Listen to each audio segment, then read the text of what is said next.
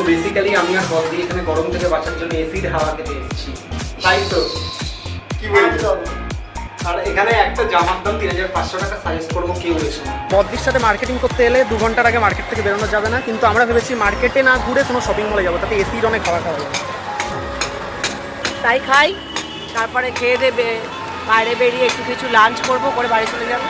তারপর আমরা চলে আসি এই শপিং মলে একদম এসির হাওয়া খেতে। শুধু আমরা এসির হাওয়া খাচ্ছিলাম এটা ভেবো না, আমরা বদ্দি অনেক কিছুই এখান থেকে শপিং মোটামুটি করেছে। তো বেসিক্যালি এখানে আমরা যা যা কিনেছি, বদ্দি যা যা শপিং করেছে, প্রায় 2 বস্তা ব্যাগ নিয়ে আমরা এবার ফিরছি। বদ্দি এত কিছু কিনেছে, আবার কবে আসছে? Bye bye Howrah Maidan,